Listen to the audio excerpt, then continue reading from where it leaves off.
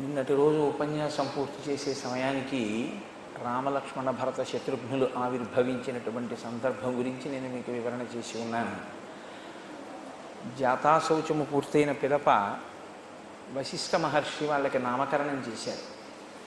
పెద్దవాడికి రాముడని, తరువాత జన్మించిన వాడికి భరతుడని, ఆ వెనక జన్మించినటువంటి వాడికి లక్ష్మణుడని, ఆ వెనక జన్మించిన వారికి శత్రుఘ్నుడని పేర్లు పెట్టారు.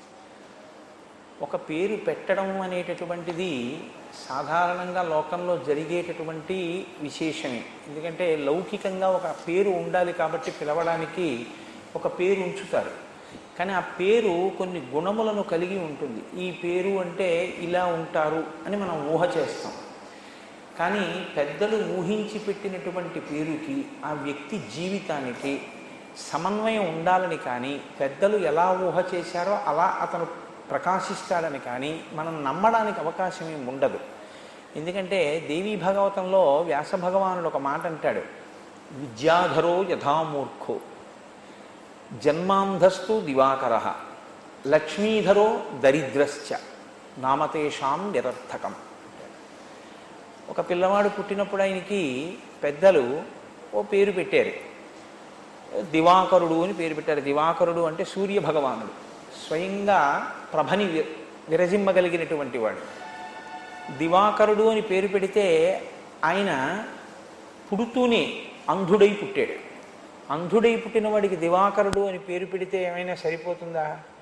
విద్యాధరో యథామూర్ఖో, ఒక మూర్ఖుడు వాడు మూర్ఖుడవుతాడని ఏం తెలుసు, వాడికి విద్యాధరుడు అని పేరు పెట్టారు, వాడు మూర్ఖుడయ్యాడు. లక్ష్మీధరో, ఒక ఆయనకి లక్ష్మీధరుడని పేరు పెట్టారు, వాడు పరమదరిద్రుడయ్యాడు. లక్ష్మీధరో దరిద్రశ్చ నామతేషాం నిరర్థకం. ఆ పేర్లు ఏమయ్యాయి? పనికిరానివయ్యాయి. వశిష్ఠ మహర్షి ఇంతకాలం నుంచి కష్టపడి ఆ ఇక్ష్వాకు వంశానికి పౌరోహిత్యం చేసినటువంటి కార్యం, అసలు ఈ ఆవిర్భవించినటువంటి విష్ణు స్వరూపాలకి నామకరణం చేయడమే ఆయన యొక్క ప్రయోజనం. ఎందుకు నామకరణం చేయడం? నామకరణం చేస్తే ఏమొస్తుంది? మంచి పేరు పెట్టాడని దశరథుడు కట్నం ఇస్తాడా? అలా కట్నం కోసం ఆశపడేటటువంటి వ్యక్తి వశిష్ఠ మహర్షి మహానుభావుడు, బ్రహ్మవేత్త. ఆయన పేరు తలుచుకుంటే చాలు పాపరాశి దగ్ధం అవుతుంది. అంతటి మహాపురుషుడు దేని కొరకు పేర్లు ఉంచడం అంటే, శ్రీరామాయణంలో మీకు అనేక మంది ఋషులు కనపడతారు. ప్రధానంగా శ్రీరామాయణ రచన చేసి తరించిన వారు వాల్మీకి మహర్షి. రామచంద్రమూర్తికి ఆయన సోదరులకి పేర్లుంచి మనని తరింపచేసినటువంటి వారు వశిష్ఠ మహర్షి. సీతారామ కళ్యాణం చేసి తరించినటువంటి మహాపురుషుడు, ఒక రకంగా చెప్పాలంటే రామచంద్రమూర్తికి స్నాతకమే చేసినటువంటి గురువు విశ్వామిత్రుడు. ఈ ముగ్గురిది శ్రీరామాయణంలో చాలా గొప్ప పాత్ర కనపడుతుంది.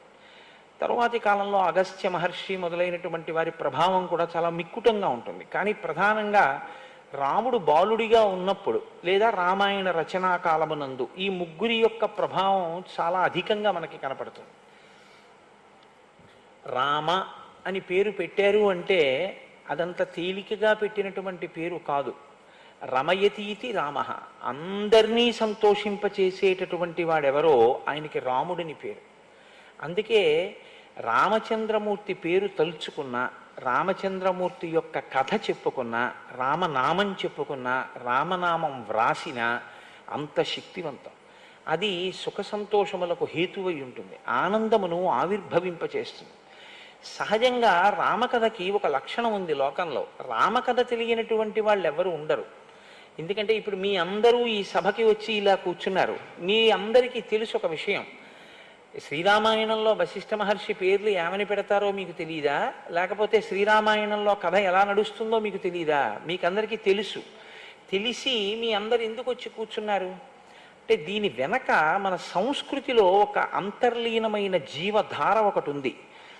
రామకథ తనంత తానుగా అమృత స్వరూపం. రామకథ విన్నంత మాత్రం చేత అపమృత్యువు నుంచి కూడా గట్టెక్కిస్తుంది. నేను స్వానుభవంలో రామకథ ఎంత గొప్పదో, రామనామం ఎంత గొప్పదో నేను అనుభవించినటువంటి వాడిని. నేను వ్యక్తిగత అనుభవాలు వేదికల మీద చెప్పడానికి కించిత్ విముఖుడను. అందుకని నేను అది చెప్పడం నాకు ఇష్టం లేదు. కానీ నేను సుందరకాండ మొదలైనవి ప్రవచనం చేసేటప్పుడు రామకథ గొప్పతనం ఏమిటో, రామనామం గొప్పతనం ఏమిటో స్వయంగా అనేక పర్యాయాలు అనుభవించి ఉన్నాను. అందుకే రామకథ సాక్షాత్తు సంజీవని, అది మృత సంజీవని, చనిపోయేటటువంటి వాళ్ళని కూడా బతికింపచేస్తుంది. ఎంతటి కష్టంలోంచైనా సరే అది గట్టెక్కిస్తుంది. దంష్ట్రామురిపు వరాహస్య భవతి అంటారు శంకర భగవత్పాదులు సౌందర్యలహరి చేస్తూ. అలా జనన మరణ దుఃఖంలో పడి కొట్టుకుంటున్నటువంటి జీవుణ్ణి పైకెత్తి జ్ఞానం వైపుకి నడిపిస్తుంది, ధర్మాన్ని నేర్పుతుంది. అసలు మనిషి జీవితానికి ఒక కొత్త కోణాన్ని తొడుగుతుంది. రామకథ బహుభంగిమల మనిషికి అమృతత్వాన్ని, ఒక నిశ్చితమైనటువంటి బుద్ధిని, సమగ్రమైనటువంటి నడవడిని అందచేస్తుంది. అంత గొప్ప కథ రామకథ. అటువంటి రామకథలో రామచంద్రమూర్తికి ఆ నామం ఉంచినటువంటి వారు వశిష్ఠ మహర్షి. పేరు పెట్టుకుని రాముడు గొప్పవాడయ్యాడా, ఆ పేరు తలుచుకుని మనం తరించామా? మీరు కొంచెం జాగ్రత్తగా ఆలోచించండి. రామ అన్న నామం ఎవరైనా పలకడానికి వీలైనటువంటి నామం. ఎందుకంటే నేను మీతో ఒకరోజు ప్రస్తావన చేసి ఉన్నాను, వాక్ అనేటటువంటిది కేవలం మనుష్యుడికి మాత్రమే ఈశ్వరుడిచ్చినటువంటి గొప్ప వరం. ఒక్క మనమే మాట మాట్లాడగలం. మాట మాట్లాడగలం కనుక బోధ అన్నది వచ్చింది. బోధ అన్నది వచ్చింది కాబట్టి వినడం అన్నది వచ్చింది. బోధ వినడము వచ్చాయి కాబట్టి పుస్తకాలన్న వచ్చాయి. పుస్తకాలన్న వచ్చాయి కాబట్టి ముద్రణాలయాలు వచ్చాయి. ఇవన్నీ ఎవరికి? మనకే. మీరు గ్రంథాలయాలు పెద్ద పుల్లులకు ఉండడం ఎక్కడైనా చూశారా? లేకపోతే పిల్లులకి కుక్కలకి పాఠశాలలు ఉండడం మీరు ఎక్కడైనా చూశారా? అవి ఎక్కడైనా ప్రవచనం చేయడం, మిగిలినవి వినడం, వాటి జీవితాన్ని దిద్దుకోవడం మీరు చూశారా? అవి కూర్చుని రామకోటి రాయడం, అవి రామనామం చెప్పడం మీరు చూశారా? ఉండదు. ఒక్క మనుష్య జాతికి ఈశ్వరుడి చేత ఈ బహూకరింపబడినటువంటి గొప్ప వరం వాక్కు. ఆ వాక్కు చేత తరిస్తాడు, ఆ వాక్కు చేత పతనం అవుతాడు కూడా. ఎందుకంటే అది రెండంచులు కలిగినటువంటి కత్తి. కేవలం వాక్కు చేత నశించిపోయాడు రావణాసురుడు. చాలామంది ఏమంటారంటే రావణుడు రాముని చేతిలో నిహతుడయ్యారంటారు. కానీ హనుమ సుందరకాండ అయిపోయిన తర్వాత ఒక రహస్యం చెప్పారు. రావణుడు సీతమ్మతో మాట్లాడకూడని మాటలు మాట్లాడి తన మరణాన్ని తాను కొని తెచ్చుకున్నాడు. మరణించడానికి పక్వం అయ్యాడు, వండుకున్నాడు పాపాన్ని. ఇప్పుడు నిమిత్తంగా రాముడు వెళ్ళి బాణం వేస్తే పడిపోయేటటువంటి స్థితికి చేరిపోయాడు రావణుడు. దేని చేత? ప్రతిరోజు అమ్మవారితో మాట్లాడకూడని మాటలు మాట్లాడాడు, అంతే. ఆ మాటలకి మరణించాడు. ఎప్పుడు మాట్లాడినా ఋషులు ఇలా అన్నారు, వేదం ఇలా అంది, పెద్దలు ఇలా అన్నారు అనడం తప్ప నేనిలా అంటున్నాను అని అనడం తెలియనివాడు రామచంద్రమూర్తి. తనొక పని చేస్తే తను ఎందుకు చేస్తున్నానో చెప్పవలసి వస్తే ఇది నేను ఎందుకు చేస్తున్నాను అని చెప్పినప్పుడు నా బుద్ధికి ఇలా తోచింది అని రాముడు ఎక్కడ అనడు రామాయణంలో. ఎప్పుడు చెప్పినా మీరు చూడండి, మా నాన్నగారు ఇలా చెప్పారు, మా గురువు గారు ఇలా చెప్పారు, ఋషులు ఇలా చెప్పారు, వేదం ఇలా చెప్పింది, అందుకు నేను ఇలా చేస్తానంటాడు. శాస్త్రాన్ని అనుసరిస్తాడు. అటువంటి రామనామం యుగాలు మారిపోయినా సరే అది తారకనామం అయిపోయి మనందరినీ కూడా ఉత్తమ గతుల వైపుకి తీసుకెళ్ళగలిగినటువంటి శక్తితో నిండింది. ఇంత గొప్ప నామాన్ని, అగ్నిబీజమైనటువంటి రకారాన్ని, అమృత బీజమైనటువంటి మకారాన్ని కలిపి రామ అనేటటువంటి నామాన్ని మనకి వశిష్ఠ మహర్షి అందించారు. ఆ తరువాత భరతుడు, విభర్దీతి భరత, ఆయన భరించినటువంటి వాడు. దేన్ని భరించాడు అంటే రాజ్యాన్ని భరించాడు. ఎలా భరించాడు అంటే కేవలము నాది కాదన్న భావనతో భరించాడు. ఎందుకంటే లోకంలో ఒక స్థితి ఒకటి ఉంటుంది. ఒక సమున్నతమైనటువంటి అధికార పదవిలో కూర్చుని ఆ పదవిని నిర్వహణ చేసిన తరువాత వేరొకరి పనుపున దాన్ని నిర్వహించినా సరే, ఇంగ్లీష్లో అయితే ఇన్ఛార్జ్ అనొచ్చేమో, అలా నిర్వహించినా సరే దాని మీద ఒక అభిలాష, అనురక్తి ఏర్పడతాయి. మీకు నేను తేలిగ్గా ఒక ఉదాహరణ చెప్పాలి అంటే మీరు పట్టుకోగలుగుతారు. ఒక ఆయన ఆఫీసర్గా ప్రమోట్ అయ్యాడు అనుకోండి, ఆ ఆఫీస్కి అంతటికీ కూడా ఆయన బాస్. ఒక ఏడాది ఆయన అలా పనిచేశాడు. పనిచేసిన తర్వాత ఆయనకి రివర్షన్ వచ్చింది. ఆయన దగ్గర పనిచేసేటటువంటి వాడు లేదా ఇంతకాలం ఆయనతో ఉన్నవాడు ఆఫీసర్ అయ్యాడు. ఇప్పుడు తాను ఆఫీసర్ కాకుండా గదిలోంచి బయటికి వచ్చేసి ఓ టేబుల్ కుర్చీ దగ్గర కూర్చుని ఈయన పని చేస్తున్నాడు. అంత తేలికగా మనసు అంగీకరిస్తుందా? వెంటనే అతను చేసే పని ఏమిటంటే ఆ ఊరి నుంచి ఇంకో చోటుకి ట్రాన్స్ఫర్ చేయించుకు వెళ్ళిపోతాడు, లేకపోతే దీర్ఘకాలిక సెలవు మీద వెళ్ళిపోతాడు. దానికి ఒక సామెత చెప్తారు, పూలమ్మిన చోట కట్టెలు అమ్మలేమండి, ఇక్కడే అధికారి చేసి మళ్ళీ ఇక్కడే నేను ఇలా పనిచేయడం కుదరదంటారు. కానీ మీరు చూడండి, 14 సంవత్సరములు రాజ్యం చేశాడు భరతుడు. 14 సంవత్సరములు రాజ్యం ఎలా చేశాడంటే ఎప్పుడెప్పుడు రాముడు వస్తాడా, ఎప్పుడెప్పుడు రాముడి రాజ్యం రాముడికి ఇచ్చేద్దామా. కాబట్టి ఆయనకి రాజ్యం మీద అనురక్తి లేదు. కాబట్టి రాజ్యం ఎలా పోతే అలా పోయింది, మనకెందుకని పరిపాలించాడని మీరు అనుకుంటున్నారా? ఇది రామరాజ్యం, రాముడి రాజ్యం. 14 సంవత్సరముల తర్వాత రాముడు వచ్చిన తరువాత దీన్ని నేను పరమ పదిలంగా మళ్ళీ రాముడికి అప్పచెప్పాలి. వ్యవస్థ పాడవకూడదు. రాముడే కూర్చుని పరిపాలిస్తే ఎంత ధర్మంగా ఉంటుందో అంత ధర్మంగానూ పరిపాలన నడవాలి. కానీ నేను కాదు, నా కొరకు కాదు ఈ పరిపాలన, ఎవరి కొరకు? మళ్ళీ తిరిగి రాజ్యాన్ని రాముడికి ఇచ్చేయాలి. ఈ భావనతో భరించాడు భరతుడు. ఇది అనితర సాధ్యమైనటువంటి ప్రజ్ఞ. అటువంటి భక్తి లోకంలో ఎవరికీ ఉండదు. అందుకే పాదుకలు తీసుకొచ్చి సింహాసనం మీద పెట్టి తాను కింద కూర్చొని పరిపాలన చేశాడు. ఏమైనా కించిత్ రాగం అంటుకుందేమో చూద్దామని భారద్వాజ మహర్షి పరీక్ష పెట్టారు. ఆ పరీక్షలో నెగ్గాడైన. అంతటి గొప్పవాడు భరతుడు. అటువంటి స్థితిని పొందగలడు. ఊహించి పెట్టారు పేరు. ఆయన నిజంగా భరతుడయ్యాడు. లక్ష్మణుడంటే లక్ష్మీ సహితుడు. ఏమిటి ఆయన లక్ష్మి? శ్రీరామాయణంలో ఇద్దరు కనపడతారు మనకు అటువంటి లక్ష్మి కలిగినటువంటి వాళ్ళు. ఒకరు స్వామి హనుమ, లక్ష్మణమూర్తి. స్వామి హనుమని 1కి 10 మార్లు శ్రీమాన్ శ్రీమాన్ అంటుంటారు మహర్షి సుందరకాండలో.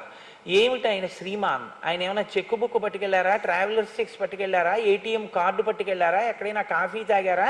రావణాసురుడి అంతఃపురంలో కనీసం ఒక అరటిపండు ఒలిచి నోట్లో వేసుకున్నారా? ఆయన తిన్నదేం లేదు. రామార్థం వానరార్థం చికీర్షం కర్మదుష్కరం సముద్రస్య పరంపారం దుష్ప్రాపం ప్రాప్తుమిచ్చసి అన్నారు విద్యాధరులు. కేవలం రాముడి కోసం, తాను జన్మించినటువంటి వానరజాతి ప్రతిష్ట కోసం అంతటి త్యాగమూర్తి మహానుభావుడు తన ప్రాణాలకే తెగించి రామకార్యం మీద వెళ్ళారు. అటువంటి వారు హనుమ. లక్ష్మణస్వామి తన జీవితంలో భోగం అనుభవించింది అన్నది మనకేం కనపడదు. యవ్వరాజ్యం ఇస్తే నాకు అక్కర్లేదన్నాడు ఆయన. పెద్దవాడు భరతుడున్నాడు, ఇచ్చేసేయమన్నారు. తండ్రి దశరథ మహారాజు గారు లక్ష్మణుణ్ణి వెళ్ళమని లేదు అరణ్యవాసానికి, రాముణ్ణి వెళ్ళమన్నారు. ధర్మపత్ని కనుక సీతమ్మ బయలుదేరింది. తమ్ముడు లక్ష్మణుడికి ఏం అవసరం? భార్యని విడిచిపెట్టి నేను రామచంద్రమూర్తిని శరీరంతో సేవించకుండా ఉండలేనన్నాడు. ఈ శ్లోకాన్ని ఎదర మీకు చెప్తారు మహర్షి. ఇది చిన్నతనం నుంచి లక్ష్మణుడి అలవాటు. నేను శరీరంతో సేవించకుండా ఉండలేను అన్నాడు. కొంతమంది మనసుతో సేవిస్తారు. భరతుడు ఉన్నాడు, రాజ్యం ఇచ్చి పాదుకలు సింహాసనం మీద పెట్టి పరిపాలన చేశాడు 14 ఏళ్ళు. లక్ష్మణుడు అలా కాదు, చెప్పుకున్నాడు. మీకు ఎదర రామాయణంలో వస్తుంది. అందుకని నేను ఇప్పుడు అవన్నీ మళ్ళీ ఎందుకు చెప్పాలి ఆ శ్లోకాలు, అందుకని నేను చెప్పట్లేదు. రాముడి పక్కన ఉండాలి, రాముడిని చూస్తూ ఉండాలి, రాముడి కాళ్ళు పట్టాలి, రాముడికి అన్నం పెట్టాలి, రాముడికి పర్ణశాల కట్టాలి, రాముడి వెనక నడవాలి, రాముడు అలిసిపోతే నీళ్లు తెచ్చి ఇవ్వాలి, అన్నయ్య వదినకి సేవ చేసుకోవాలి. ఈ శరీరం ప్రతిరోజు అన్నయ్య వదిన సేవలో తరించాలి. ఇది లేకపోతే లక్ష్మణుడు ఉండలేడు. ఇది ఆయన లక్ష్మి. ఈశ్వరుని యొక్క సేవలో నిరంతరము ఎవరి శరీరము డస్సిపోతూ ఉంటుందో, అంత డస్సిపోతున్నా ఎవడు అత్యంత ఉత్సాహంతో నా జన్మ ధన్యమైపోయిందని సేవ చేయగలుగుతుంటాడో అటువంటి వాడు నిజమైన లక్ష్మీ సంపన్నుడు. కనుక లక్ష్మణుడు లక్ష్మీ సంపన్నుడు. శత్రుఘ్నుడు ఇంద్రియములను జయించినటువంటి వాడు, శత్రువులను గెలిచినటువంటి వాడు. మీకు శ్రీరామాయణంలో ఎక్కడో ఉత్తరాఖండలో లవణాసుర సంహారం దగ్గర తప్ప అసలు శత్రుఘ్నుడు చేసినటువంటి యుద్ధాలు పెద్ద విశేషంగా ఏం కనపడవు. మరి శత్రుఘ్నుడన్న పేరెందుకు వచ్చింది అంటే, బాహ్యంలో ఉన్నటువంటి శత్రువుల్ని గెలవడం ఎవరికైనా తేలికే, పరాక్రమం ఉంటే. లోకములన్నీయున్ గెలిచినాడవు ఇంద్రియానీకము చిత్తమున్ గెలువనేరవు, నిన్ను నిబద్ధు చేయు భీషణ శత్రురార్వుల ప్రభిన్నుల చేసిన ప్రాణికోటిలో విరోధి లేడొకడు నిర్పున చూడుము ధనవేశ్వర అంటాడు ప్రహ్లాదుడు హిరణ్యకశిపుడితో. బయట శత్రువుల్ని జయించచ్చు, అంతఃశత్రువుల్ని జయించడం చాలా కష్టం. కామక్రోధోపి లోభశ్చ దేహే తిష్టంతి తస్కరాహ. ఇక్కడే ఉన్నారు. జ్ఞానరత్నాపహారాయ తస్మాత్ జాగ్రత్త జాగ్రత్త అంటారు శంకర భగవత్పాదులు. వాళ్ళని గెలవడం ఎవ్వరికీ సాధ్యం కాదు. ఇంద్రియములను గెలవడం అంత తేలిక కాదు. ఇంద్రియాణి బలిష్టాని నియుక్తాని మానద అపక్వస్య ప్రకుర్వంతి వికారాం స్థాననేకశః భ్రమన్ సర్వతీర్థేషు స్నాత్వా స్నాత్వా పునః పునః నిర్మలం మనోయావత్ తావత్ సర్వం నిరర్ధకం అంటాడు వ్యాసుడు దేవి భాగవతంలో. ఎన్ని క్షేత్రాలు తిరిగితే ఎవరికి కావాలి, ఎన్ని యాత్రలు చేస్తే ఎవరికి కావాలి అంటే చెయ్యొద్దని కాదు నా ఉద్దేశ్యం. ఎన్ని నదీ స్నానాలు చేసినా మనస్సుకి పరిపక్వత, మనస్సు ఎందో మార్పు రాకుండా దాన్ని అంటుకున్నటువంటి రజోగుణం అలాగే అంటుకుని ఉండిపోయిన నాడు ఏమిటి ప్రయోజనం దానివల్ల? రాగద్వేషాలతోనే ఉండిపోతే. శత్రుఘ్నుడు అంటే తన ఇంద్రియములను గెలిచినటువంటి వాడు, అంతఃశత్రువులను గెలిచినటువంటి వాడు, నిరంతరము భగవద్భక్తితో భాగవత భక్తితో తరించినటువంటి వాడు. అటువంటి వాడవుతాడు ఆఖరివాడు అని ఆయనకి శత్రుఘ్నుడు అని పేరు పెట్టారు. నిజంగా ఆనాడు వశిష్ఠ మహర్షి నోటి వెంట వచ్చినటువంటి పేర్ల బలం వలనలా తయారు చేసిందో, వాళ్ళలా అవుతారని ఊహించి వశిష్ఠ మహర్షి అంతటి మహానుభావుడు పెట్టినటువంటి పేర్లు ఎప్పటికీ అబద్ధం కాకూడదు కాబట్టి అలా జరిగిందో, ఈ రెండింటికన్నా బలీయమైన కారణం యుగాలు మారిపోయినా రామకథ చెప్పుకొని మనందరం తరించడం కోసం, రామనామం చెప్పుకోవడం కోసం ఆ నామం ఆ నలుగురు అన్నదమ్ములు అంత గొప్పగా తయారయ్యారో మన భాగ్య విశేషం. నిజంగా అంత గొప్ప పేర్లు మహానుభావుడు ఉంచాడు. వాల్మీకి మహర్షి అంటారు, తేషాంకేతురివజ్యేష్టో రామో రతికరప్పితు బభూవ భూయో భూతానాం స్వయంభూరివ సమ్మతః అంటారు. ఒక ధ్వజం ప్రస్ఫుటంగా కనపడుతుంది. మీరు ఒక దేవాలయంలోకి వెళ్ళారనుకోండి, ధ్వజస్తంభం కనపడుతుంది. ధ్వజస్తంభం కనపడింది అంటే అది దేవాలయం ఉన్న ప్రాంగణము అని గుర్తు. దేవాలయం ఉన్న ప్రాంగణము అని గుర్తు దేని కొరకు అంటే, ధ్వజం ఎత్తుగా ఎందుకు ఎగురుతుందంటే ఇక దాని సమీపంలో ఏ విధమైనటువంటి ఊరిరిగింపులు కానీ ఇతర మేళతాళములు కానీ వెళ్ళకూడదు. ఎవరో ఊరిరిగింపుగా మేళతాళాలతో వెళ్ళిపోతున్నారనుకోండి, ఎంతటి మహాపురుషుడైనా పల్లకి దిగిపోవాలి. ఇంకక్కడ మేళతాళాలు చేయకూడదు. ఆలయ ప్రాంగణం దాటిపోయిన తరువాత మేళం చేయాలి. అక్కడ మేళం చేస్తే అది ఒక్క ఈశ్వర సేవ కొరకు. ఏవైనా రాజలాంఛనాలతో వెడుతున్న వాళ్ళు వాటిని విడిచిపెట్టవలసి ఉంటుంది. ఎందుకంటే ఈశ్వరుడు ఆయన మహానుభావుడు, ఆయన అఖిలాండ కోటి బ్రహ్మాండ నాయకుడు. ఈతడఖిలంబునకు ఈశ్వరుండై సకల భూతములలో ఉన్నత పొగలువాడితడు అంటాడు అన్నమాచార్య స్వామి. అలా అఖిలాండ కోటి బ్రహ్మాండ నాయకుడైనటువంటి వాడు లోపలున్నాడన్నదానికి గుర్తుగా పతాకం ఎగురుతూ ఉంటుంది. ఆ వంశం అంత గొప్పది, అన్నదమ్ములంత గొప్పవాళ్ళు, ఆ ఇల్లు అంత శోభతో ఉంది, అక్కడ వాళ్ళంత సంతోషంగా ఉన్నారు అనడానికి గుర్తా అన్నట్టుగా, ధ్వజమా పతాకమా అన్నట్టుగా స్ఫుటంగా ఎత్తుగా ప్రకాశవంతంగా నలుగురు గుణవంతులైన ప్రస్ఫుటంగా తన గుణముల చేత సర్వభూతములను సంతోషింపచేస్తూ తేషాంకేతిరివజ్యేష్టో రామో రతికరప్పితు ఆయన బభూవ భూయో భూతానాం సమస్త భూతములు రామచంద్రమూర్తిని చూస్తే సంతోషించేవి. అలా ఉంటుందా సంతోషించడం అని మీకు అనుమానం ఉండొచ్చు. ఖచ్చితంగా ఉంటుంది. మీరు చూడండి, భగవాన్ రమణ మహర్షి ఆశ్రమంలో నా స్నేహితుడు ఒకడు ఈ మధ్యకాలంలో వెళ్ళి బాగా చీకటి పడిన తర్వాత చెట్టు కింద నించున్నాడు. ఏదో కారణానికి నించుంటే ఒక పెద్ద నాగుపాము ఒకటి అతని పాదాల నుంచి పాకుతూ వెళ్ళింది. కడుపు చల్లగా ఉంటుందంటారు పాముది. చాలా మంచు ముద్దలా ఉంది, ఏమిటిదని అతను చూస్తున్నాడు. చూస్తుంటే కాళ్ళ మించి పాకుతూ వెళ్ళిపోయింది. తల ఎత్తలేదు, అతన్ని ఏమీ చేయలేదు. కింద పాము వెడుతూ ఉంటుంది, పైన నెమళ్ళు ఆడుతుంటాయి రమణుల ఆశ్రమంలో. ఋష్యశృంగుడు తపస్సు చేసిన చోట కప్పకి పాము పడగ పట్టింది అంటే నిజమా అంటాం మనం. మీరు రమణ మహర్షి ఆశ్రమానికి వెళ్ళి చూడండి, ఆయన తపోబలం, అంతటి మహాపురుషుడు తిరిగాడినటువంటి ఆ ప్రదేశానికి ఉన్నటువంటి శక్తి, అది ఇప్పటికీ కూడా పరస్పర విరుద్ధమైనటువంటి భావములు కలిగినటువంటి ప్రాణుల మధ్య సయోధ్యని చేకూరుస్తుంటుంది. ఆ ప్రాణులు తమ మధ్య ఉన్నటువంటి వైరాన్ని మరిచిపోతాయి. కారణం ఏమిటంటే అన్ని భూతముల యందు బ్రహ్మమును చూసి తానలా రమించినటువంటి వ్యక్తి తిరుగాడినటువంటి భూమి. ఆ ప్రదేశానికి అటువంటి ప్రకంపన, అటువంటి వైశిష్ట్యం ఏర్పడుతుంది. కాబట్టి రామచంద్రమూర్తిని చూస్తే కూడా సమస్త ప్రాణులు సంతోషాన్ని పొందేవిట. విశ్వామిత్రుడు ఆశ్రమంలోంచి వెళ్ళిపోతుంటే పక్షులు జంతువులు కూడా ఆయన వెంట వెళ్ళాయి. ఆయన వాటితో చెప్పాడు, వెళ్ళిపోండి వెనక్కి, మీరు ఆశ్రమంలో ఉండండి, నేను వెళ్ళిపోతున్నాను హిమాలయ పర్వతాలకి, మీరు ఇక్కడ సుఖంగా ఉండండి అని చెప్పాక అవి వెళ్ళాయి. పక్షి భాషలో మాట్లాడా, జంతు భాషలో మాట్లాడా? అక్కర్లేదు. వాళ్ళు హృదయములతో మాట్లాడుకుంటారు. అది బ్రహ్మన్ అంటే. వాళ్ళు సర్వభూతముల యందు ఈశ్వరుణ్ణి చూస్తారు. మనము అభిషేకం చేస్తాం, ఒక బ్రహ్మర్షి అభిషేకం చేస్తాడు. తేడా ఎక్కడొస్తుందో తెలుసా అండి? మనం అభిషేకం చేస్తే మంత్రం పదార్థం ఈ రెండే మనకు ఉండాలి. మనం అభిషేక మంత్రం అయిపోతూ ఉంటుంది. నమచ్చోరాయచ శిష్యాయచ భైమ్యాయచ శకత్యాయచ ప్రవాహ్యాయచ వృక్షాయచ హరికేశాయోపవీతినే పుష్టానాం పతయే నమో నమో అంటాం. మన పృష్ఠభాగాన్ని తీసుకెళ్ళి అదే చెట్టుకు ఆనించి మనం నిలబడతాం. ఒక నిజమైనటువంటి బ్రహ్మవేత్త దృష్టిలో ఆ చెట్టు ఈశ్వరుడు, దాని ఆకులలోని ఆకుపచ్చతనం ఈశ్వరుడు యొక్క వెంట్రుకలు.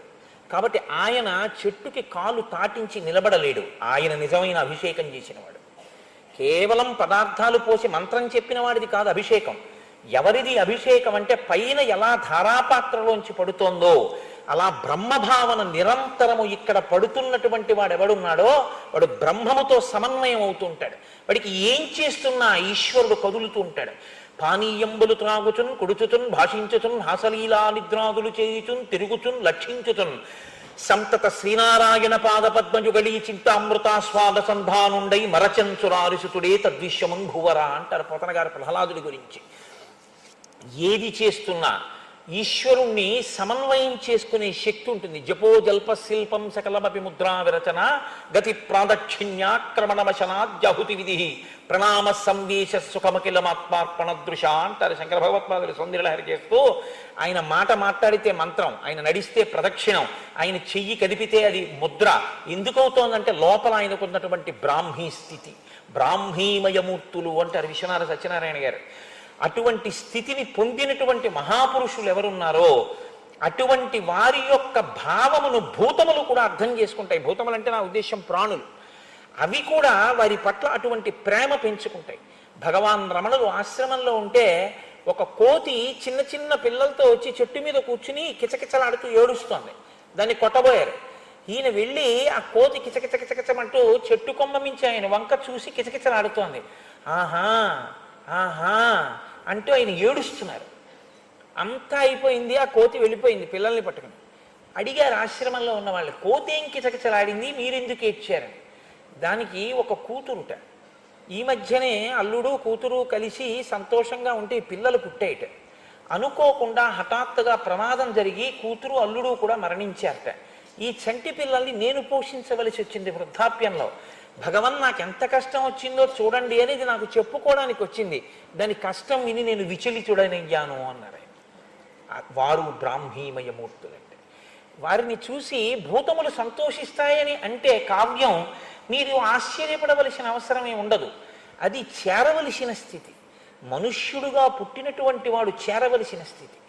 ఏ రాగద్వేషములు నేర్చుకోవడానికి మీకు పాఠశాల ఉండదు, అవి జన్మాంతర సంస్కారంగా వచ్చేస్తాయి. రాగద్వేషములు తొలగించుకోవడానికి గురుబోధ వినాలి. రాగద్వేషములు తొలగించుకోవడానికి మీరు కావ్య పఠనం చేయాలి.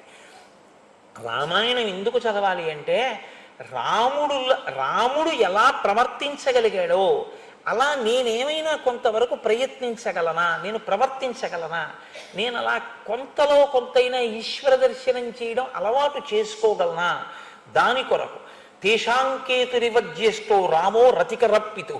ఎంత పెద్ద మాటో చూడండి. తండ్రికి కొడుకు పుట్టడం గొప్ప విషయం కాదు, కానీ తండ్రి గారి పరువు ప్రతిష్టలు నిర్ణయింపబడేది కుమారుని వలనే. మీరు జ్ఞాపకం పెట్టుకోండి. ఎందుకో తెలుసా?